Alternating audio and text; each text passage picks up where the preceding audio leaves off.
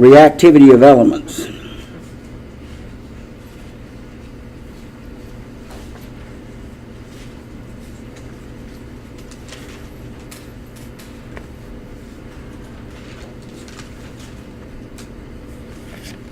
In order to understand why one element interacts with the other, you need to understand how it changes in its electronic structure.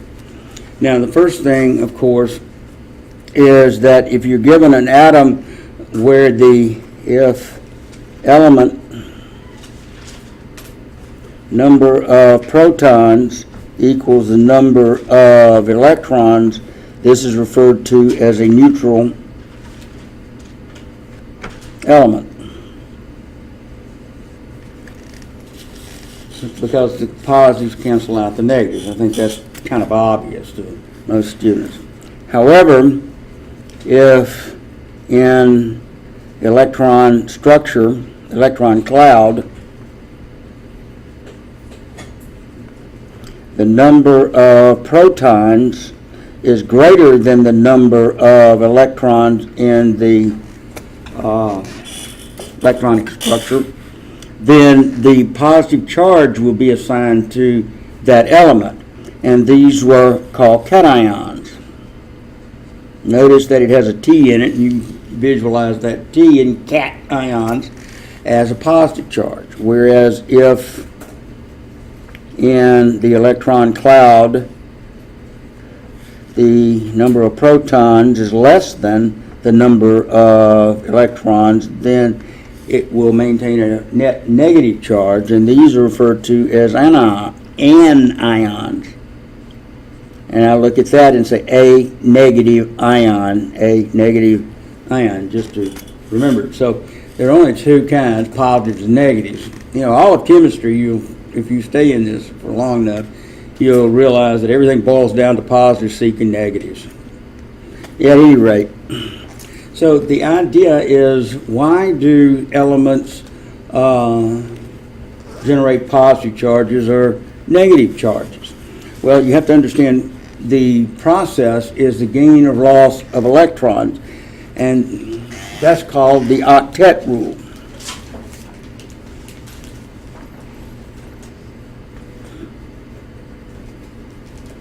A very, very important rule in understanding the fundamentals of chemical reactivity. Elements gain or lose electrons at the valence level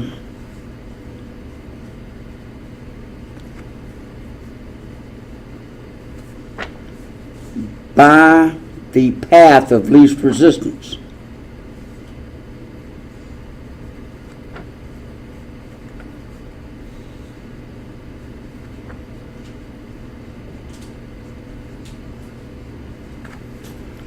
To achieve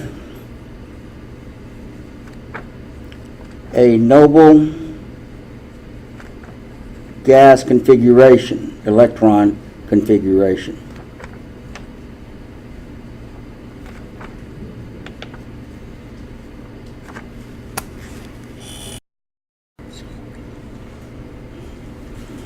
Okay, so if you would jot that down, I'll give you a chance. Now, all of these elements are in the second level. So in the first n equal 1, in the first energy level, everybody has 2 electrons. But in the next energy level, let's make this n equal 1 like that. Energy level n equal 2, the outer shell, the valence shell, has 1 electron in lithium, and then you increase it to 2 as you go across in beryllium, and so forth. 3, 4, 5, 6, 7, and you reach 8. Now, the rule up here, it says elements gain or lose electrons at the valence level. So this, of course, is the valence level. This is your core level. So this is what this set of electrons in N equal 2, the second ring, is where we will either gain or lose electrons. And so by the path of least resistance means that you want to add electrons or take out electrons. So path of least resistance, how easy is it to add or remove electrons? The ease of removal or ease of addition. So when we look at this first one, let's take lithium for example. It has 3 protons in the nucleus. That 3 protons supports the 3 electrons here pretty well. Now the rule is to achieve a noble gas configuration, and the noble gas configuration is 8 electrons. So in this one you have 2 options. You can remove 1 electron or add 7 electrons to achieve a noble gas. Well, that noble gas in the case of lithium would be the previous row. Here's lithium over here, and so you're trying to get to helium, or you're adding electrons to get to neon.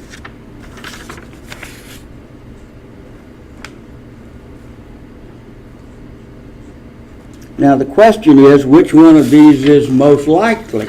Well, if you only have 3 positive charges in the nucleus, the probability of that 3 charges being sufficient electrostatically to hold 7 electrons is not very likely. And the loss of that and this 1 electron on this 3 is the most probable event that's going to happen, like in the loss of electron to achieve the noble gas configuration in the previous row, helium. So this would not occur. So the point I'm trying to make is, what do I mean by the path of least resistance? It means that it's easier to remove 1 electron than to add 7. And that is true for the beryllium, boron, but at carbon, the situation reverses itself. It becomes easier to gain electrons from carbon. So carbon would either lose 4 electrons or gain 4 electrons in that valence shell to achieve a total of 8 electrons. That's the object, to get the noble gas valence configuration. So losing the 4 at that point is the path of less resistance, of the most resistance, you might say, and the least resistance would be to gain 4. So you can apply this idea. Let me move this up a little bit. Also, to determine what charge results on that element after the gain or loss of electrons. So what happens here in, say, lithium, if we're not adding 7, we're removing 1, then we have 2 positive charges and 1 negative charges. When we add those 2 together algebraically, we wind up with a +1 charge. And so lithium would naturally assume a +1 charge. Now when we look at the beryllium, we'll come down here. Beryllium has 4, it lost the outer shell, okay? It has 3 positive charges and loses 1. Now, still got the 2 electrons in the inner shell, 2 negatives, it's +1, my bad. Okay, so we got 4 plus charges, and you're going to lose 2 instead of gaining 6. Everybody kind of still with me? I didn't confuse you, I hope. Anyway, if you lose 2, that means you now have how many electrons left? You have 2 electrons remaining, 2 negative charges. That's your N equal 1. It loses all of the outer shell, all of the valence electrons, and so you have a +2 that remains for beryllium. And you can write that beryllium +2. And this would be lithium +1, and you just put the plus sign above it like that. And then, of course, you would go to this one that has 5 positive charges. Now you're going to lose all 3 negative charges in here, and that leaves you with a now you lose your all 3, yeah.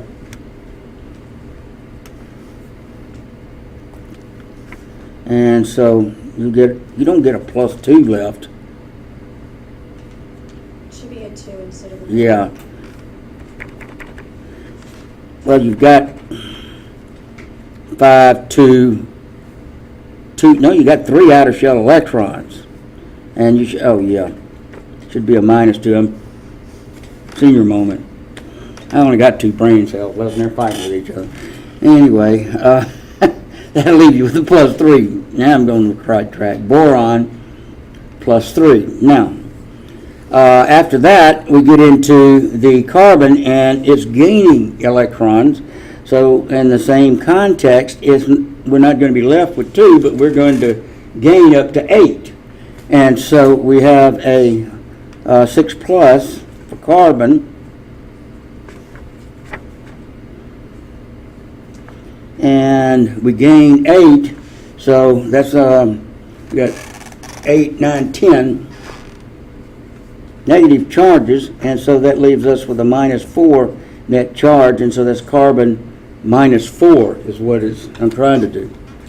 And then nitrogen, I had to go all the way through this, is 7 protons.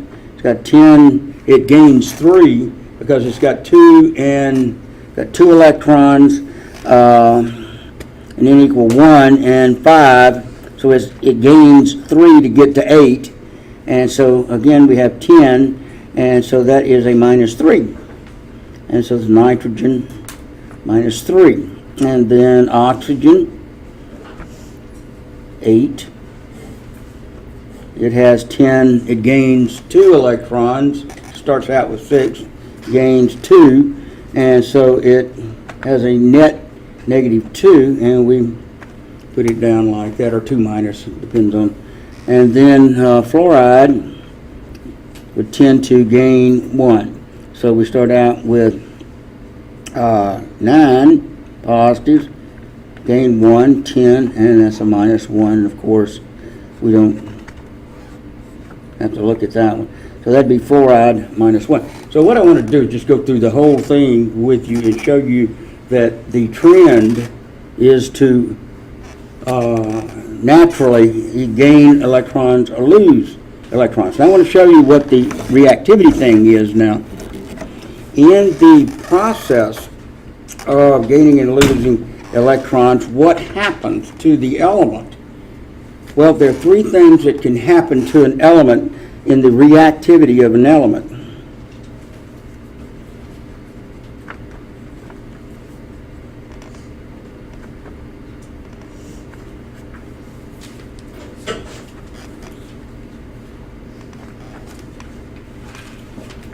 The activity of elements depend on these 3 factors: radius, ionization energy,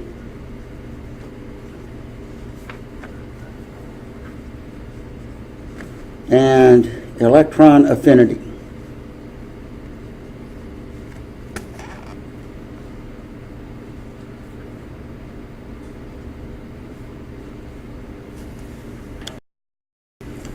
Go back and look at that series again. When we talk about lithium, it's got 2 core electrons and 1 valence electron. When you look up or measure the radius of that element, what you find is it's hypothetically, has this radius right here. That's number 1. Now this has 3 positive charge. I'm put a +3 in here, but outside it has 3 negative charges, so there is an attraction between the positive charges and the negative charges. But when you move over to beryllium, you have 4 positive charges attracting 4 negative charges. And so what happens is you have a stronger attraction, and notice how it gets smaller. This is a periodic trend. And that continues. Here is +5 and negative against -5. So the size here is quite large, but as the nuclear attraction to the electrons increases by numbers, we have the spherical volume decreasing. Carbon, and we go across 6.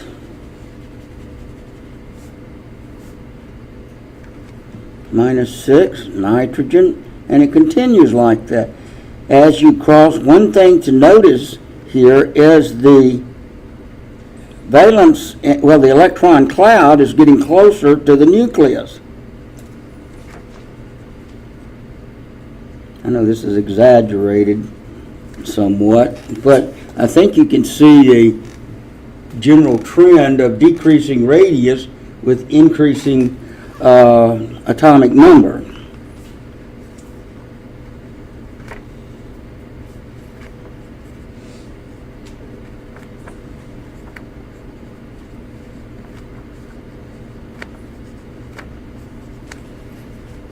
As you go left to right on this.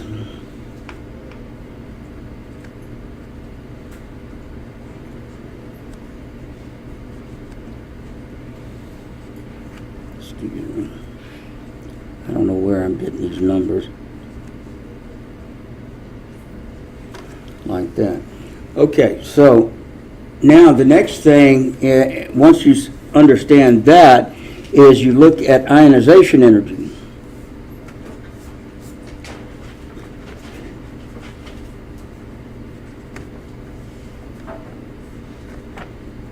This is the energy needed to remove electrons.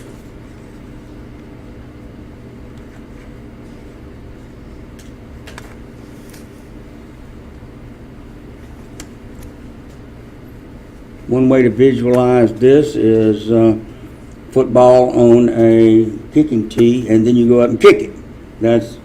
And your foot is the energy needed to cause the football to disappear over the goalpost or something. So what happens is you have, say, in lithium, 1 electron in the valence shell at a large distance from the nucleus. And as you go across, the valence, say, has 2 electrons, and it's closer, and it has a stronger pull in here. So in the decreasing radius, we have an increasing attraction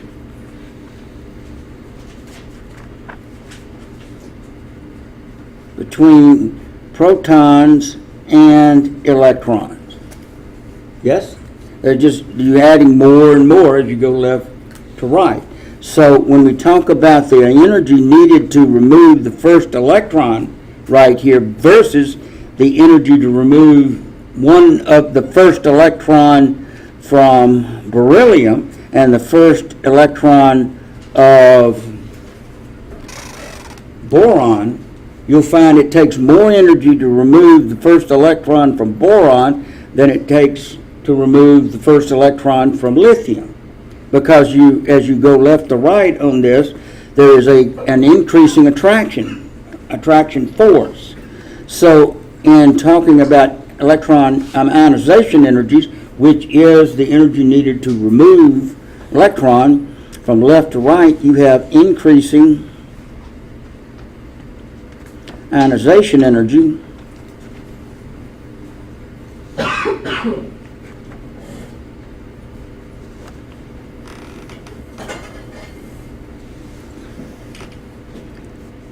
As you proceed across the chart.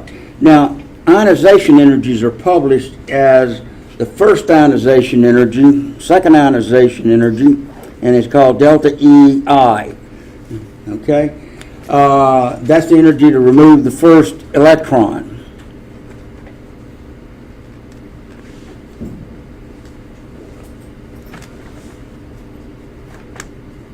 Now, the next electron is pulled in even tighter because you don't lose protons. So if we were looking at, say, beryllium, then you would still have 4 positive charges, but after the first loss of electron, you lose 1, so you only have 3 negative charges remaining. So now you have 1 electron left in the valence level, but it's held on much tighter than when the first electron was in there. So we talk about the second ionization energy,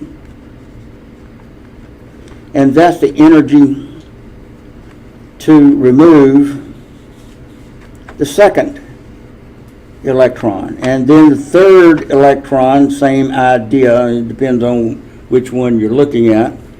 Delta E, I, O, you can say 1, 2, or 3 is the energy to remove third electron, and so forth, like that. Now, theoretically, even though I've already told you that at carbon, the natural tendency is to start gaining, there is published data saying, well, this has 4 outer shell electrons, then you have 4 ionization energies. And so the first one's the easiest to remove and has the lowest ionization, and the second one next high it starts increasing, and then you have this one harder than the first 2, and then the last one out of that valence is even more difficult to remove. Consider beryllium. Okay, you recall it has 2 electrons in the n equal 1, and then it has a second energy level and has 2 electrons. Let me move that over some. Give yourself a little space in here. It has 2 electrons in that valence level. And this is a core electrons. Well, when we talk about the first ionization energy, how much energy do you need? Beryllium to knock out the first, we'll call this number 1 here, 900 kilojoules. That's per mole, but we'll just say it takes 900 kilojoules. Okay, what's the second one? Do you expect it to be lower or higher? Much higher. Okay, and it turns out to be 1757 kilojoules. So it takes much more energy to knock out that second electron than it does the first electron. Okay? Now, once those are gone, what's the ionization energy for one of the core electrons? Now, we know that those are the most stable, so we aren't expecting those to undergo chemical process. But here is the ionization energy.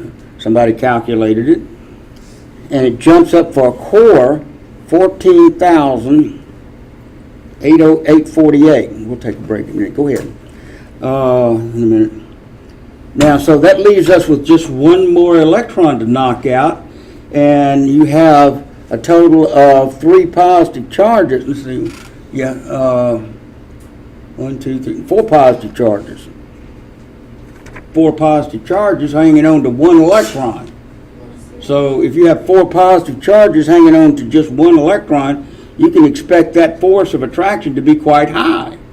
And therefore the energy would be quite high also. And as a matter of fact, it's 21,006 kilojoules.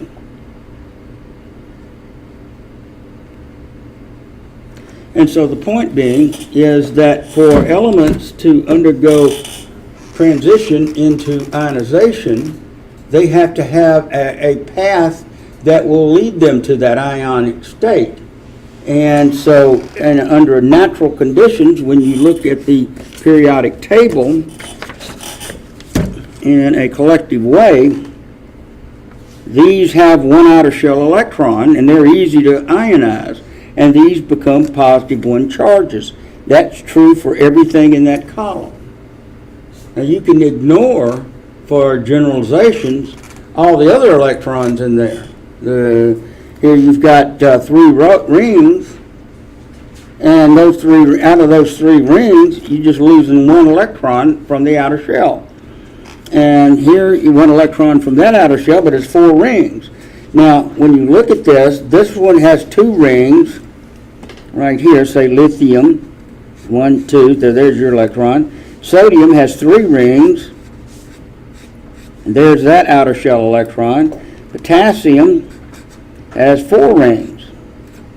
Now, on ease of ionization, what can you say about lithium activation energy versus potassium? Not activation, ionization energy.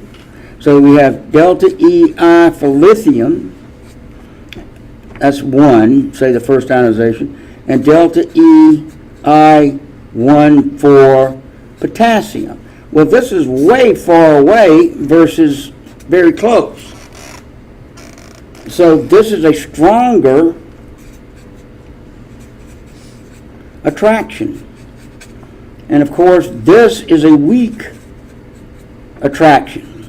See, these are the logical deductions process to you understand how an element reacts and why it goes to whatever it does. Well, then this one would have an ionization energy, first ionization energy, much higher than potassium. So delta EI for lithium would be greater than delta EI for potassium because the electron's further away, it's easier to remove. And so you can apply that as you go down the columns in the periodic table. So in groups, you might say delta EI decreases with increasing atomic number. That is top to bottom. See, we go 3, 11, 19, 37, 55, and 87. The electron removal from francium is probably about 50 kilojoules. So it just falls off because it's so far away from the nucleus. And so that is the second idea. And so when we talk about reactivity, those that lose electrons easily are the more reactive elements. And you might make a note of that.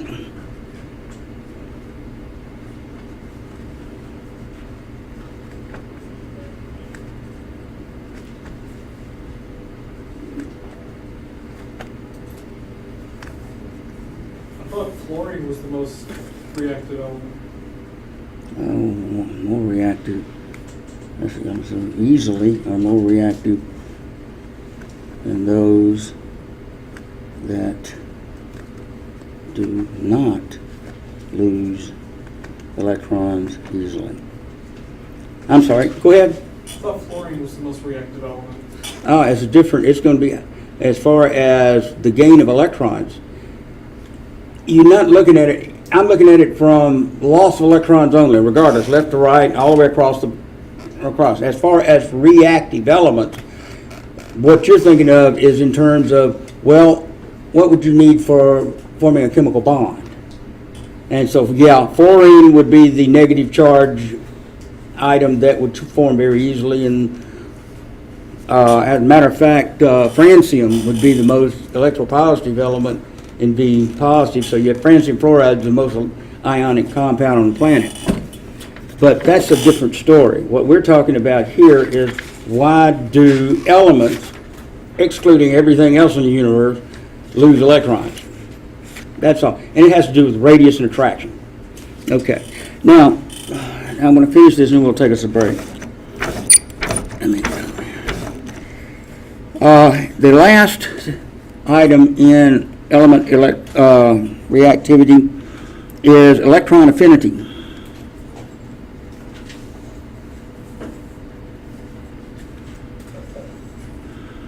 This is the energy released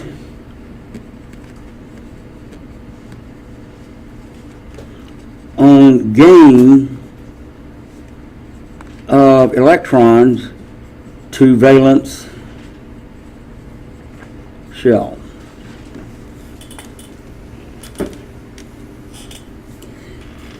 And we look at lithium, beryllium, boron, carbon, nitrogen, and so forth.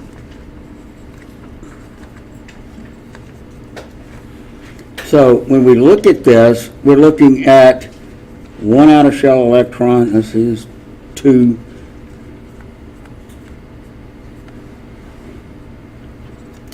two core electrons all the way down. But as we move forward through here, this has 2 electrons, 3 electrons, and 4 electrons, and 5 electrons, 6, 7 electrons. And we've already mentioned that under natural conditions, these tend to gain electrons, and these tend to lose electrons because they're very large and easy and have electrons falling off very easily.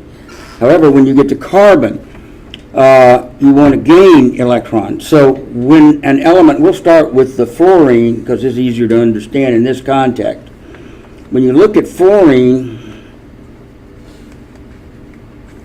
this has 2 core electrons and 7 valence electrons. So you need an electron to get to the octet.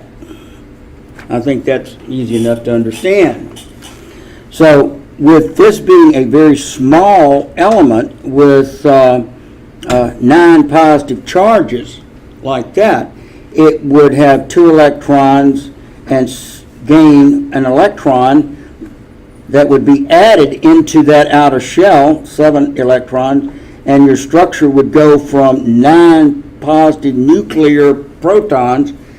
N equal 1 would have 2 electrons, and N equal 2 would have 8 electrons by the octet rule, so 8, 9, 10. So this would give you a fluoride minus 1. So we understand that. One way to look at this is when electrons are gained, energy is lost by the electron. Please double star that. And it's like an electron falling into a ball falling into a hole. If we compare adding an electron to oxygen that has 6 electrons in N equal 2 and 2 electrons in N equal 1, then we have to add 2 electrons. Well, we're talking about the first electron in, so we're going to add 2, but the first electron added will give up energy. However, first, this is where you compare and understand. First electron added to fluorine to get fluoride gives up more energy than oxygen's first electron in.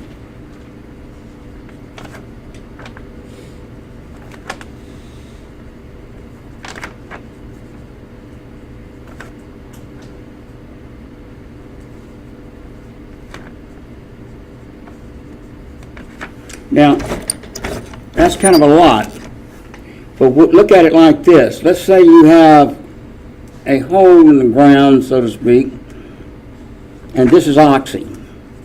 And here's your electron rolling along this right here. Over here, your first electron is approaching a hole that's deeper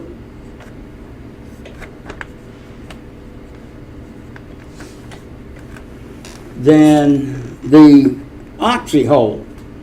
So here's your electron rolling toward this hole.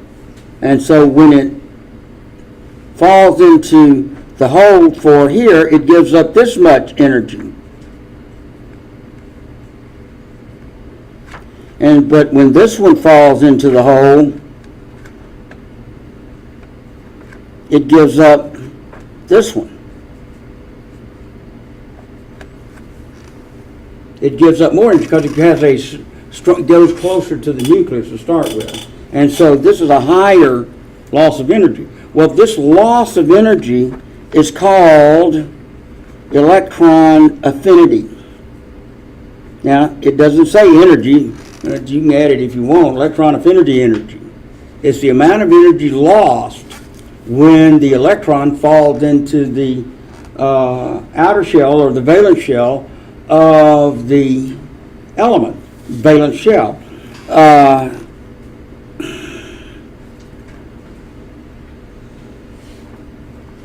was going to say something else.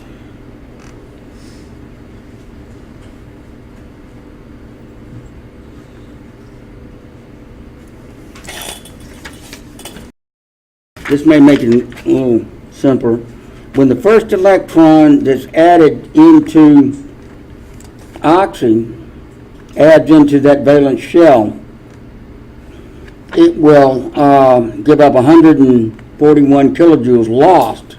Now, there's a difference between energy to knock out an electron versus energy to gain an electron. That's called endothermic and exothermic. So losing energy is exothermic process. And here, 328 kilojoules lost, it falls into a deeper hole. So, exothermic. So this would undergo negative ionization, or forming the negative ion, easier than would the -1 for oxygen. But oxygen continues on and gains another electron to achieve the octet. And it has also losing more energy. So in looking at we'll just look at carbon, nitrogen, oxygen, and fluoride from left to right. Electron affinity increases with increasing atomic number. Now, you can also relate that to size. So as the size gets from left to right, you have a decreasing size, you have an increasing attraction of the nucleus for the electrons, and so the addition of an electron to a small radius would be much easier than the addition of an electron to a large radius. So I'm showing you periodic trend. Don't lose that term.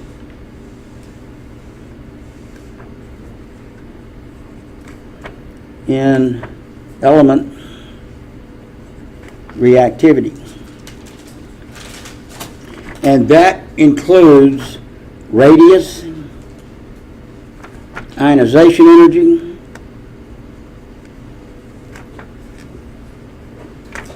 and electron affinity.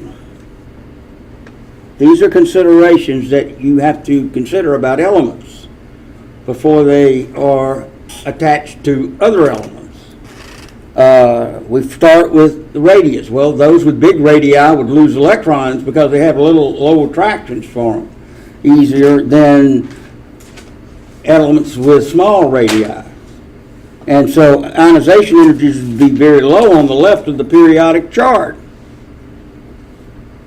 And so those would have a greater tendency to lose electrons. Collectively, everybody on the left of the chart loses electrons. And so those on the right of the chart would gain electrons and take on negative charges.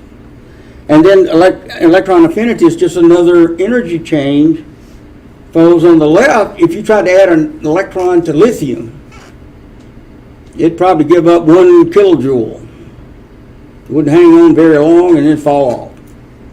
But you go over to fluoride, and it gives off 387 kilojoules of energy and hangs on with dear life.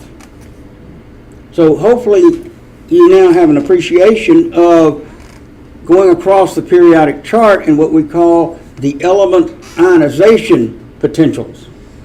What causes them to achieve? Now, there's some common issues that I'm going to now give you in relationship to the periodic chart that you need to be aware of. And as soon as I finish that, then we'll take a break. I want to show you, and then we'll be out of this. We'll be through with the element.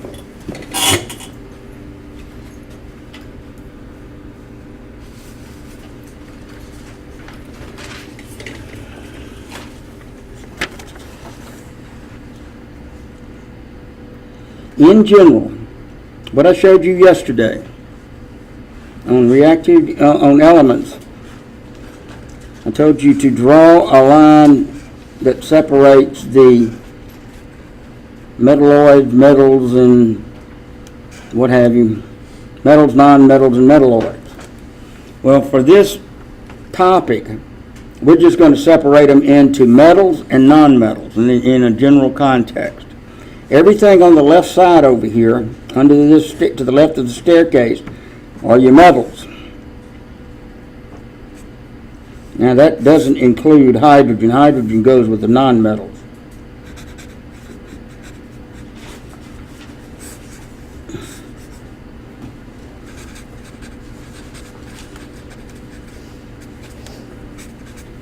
Okay, everybody should be pretty acclimated to that. Now, apply the reactivity of elements. So what can we say about these? These have radii of all of this stuff on the left of the staircase. Everybody on the left of the staircase have very large radii. These have small radii.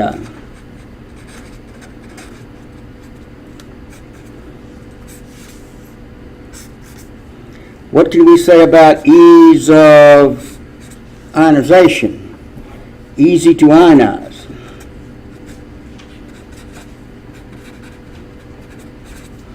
Difficult to ionize. Now, ionization, that's TO.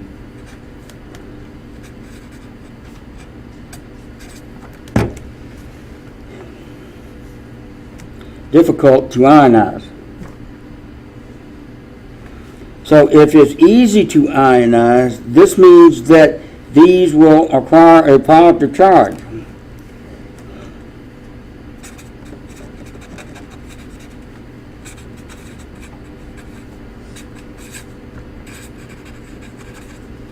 That includes everything on this left side on the left of this staircase. If they're difficult to ionize, these would tend to gain electrons, and this gives a minus charge to everything over here on the right. So these have a greater tendency to achieve a negative charge. Elements that acquire a positive charge over here are called the cations. And all the nonmetals over here are anions. So now you have a general trend of how everything comes together relative to gains and losses of electrons. So you can say these have low delta EIs, these have high delta EIs. These have high also delta E affinities. These have low delta E affinities. So what I'm showing you, and this includes your inner transitions, those are metals also. So what I'm trying to tell you is that you're looking at a block group of elements, and you can say, well, if I'm trying to bond this element with something over here on the right of the staircase, then this will be negative, and whatever I check over here on the right side will be positive. I mean negative, and this one over here will be positive. And so opposites attract, and they wind up with what we call a chemical bond. And so ultimately, that's where we're going in this study. So the objective here was to show you some trends that exist in the elements as far as their reactivities. Our next topics will be on molecules. So